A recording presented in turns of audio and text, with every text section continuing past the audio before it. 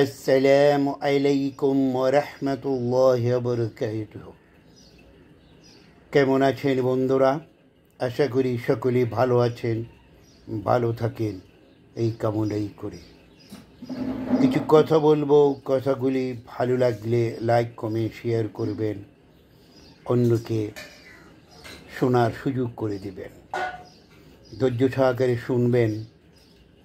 কথা বলছিলাম সারা বিশ্বে মুসলিমদের কেন এত পরাজয় বরণ করতে হচ্ছে। মুসলিমরা কি আল্লাহ রব্বুল আলামিন আমাদের প্রিয় নবী হযরত মুহাম্মদ সাল্লাল্লাহু আলাইহি সাল্লামের মাধ্যমে আমাদেরকে যা জানিয়ে দিয়েছেন, আমরা কি তার উপর প্রতিষ্ঠিত হতে পেরেছি না পারি নাই? কারণ আল্লাহ রব্বুল আলামিন পবিত্র কোরআন মজিদে বলেছেন উনি সকল ঈমানদারকে হেফাজত করবেন।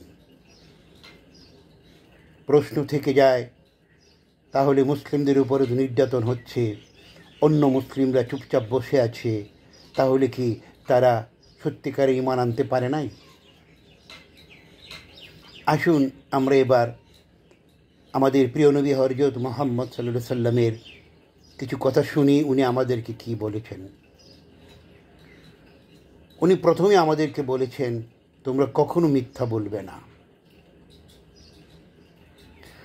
তোমরা এক ভাই আরেক ভাইয়ের বদনাম করবে না। তার জান মাল তোমার কাছে নিরাপদ থাকতে হবে। আমরা কি এটার উপর প্রতিষ্ঠিত হতে পেরেছি?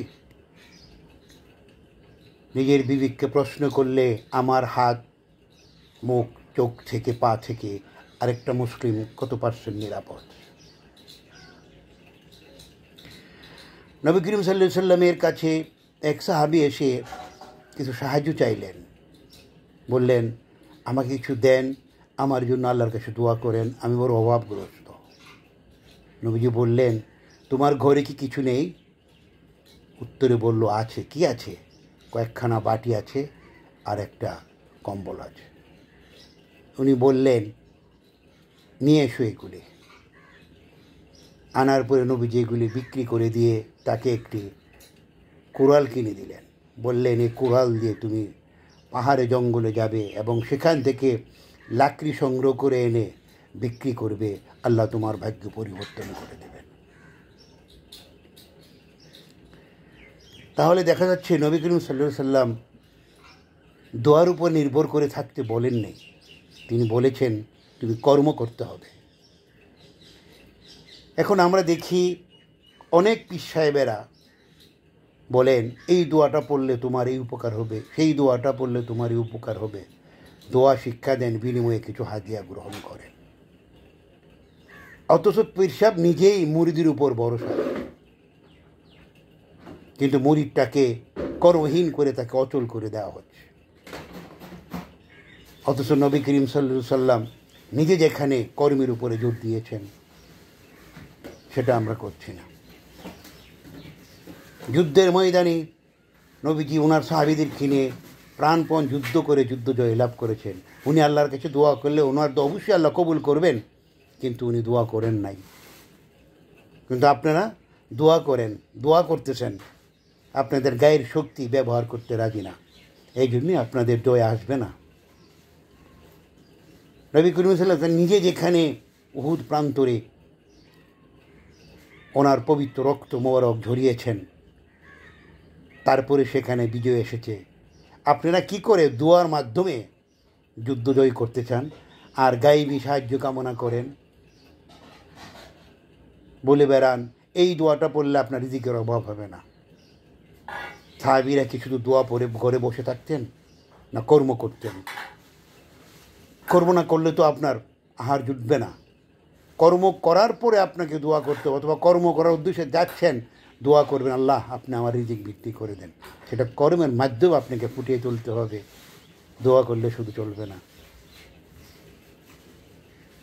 মাঠ ফর গাজা হাজার হাজার মানুষ সমবেত হলেন, লক্ষ লক্ষ টাকা খরচ করলেন, কী লাভ হলো? লাভটা কী হলো বলেন? কোনো লাভ হয় না। বরং সেই টাকাগুলি যদি আমরা সংগ্রহ করে গাজাবাসীর জন্য দিতে পারতাম, তাহলে অন্তত পক্ষে তাদের কিছুটা হলে উপকার হতো। তো শুধু দুয়ার উপর নির্ভর করে বসে থাকলে চলবে না। মনে রাখবেন, প্রত্যেকের দায়িত্ব হলো কর্মের মাধ্যমে সব কিছু ফুটিয়ে তোলা। আপনি জান্নাত না জাহান্নামও আপনার নির্ভর করে আপনার কর্মের মাধ্যমে। আপনার কর্মের মাধ্যমে ফুটিয়ে তুলতে হবে আপনি কি জান্নাতে যেতে চান নাকি জাহান্নামে যেতে চান। এই হজের মৌসুমে লক্ষ লক্ষ টাকা, কোটি কোটি টাকা সৌদি আরবের ফান্ডে জমা হবে। আমরা সবাই, সমস্ত বিশ্বের মুসলিম, আমরা সেখানে গিয়ে হজ করব, আল্লাহর নৈকট্য লাভ করার চেষ্টা করব।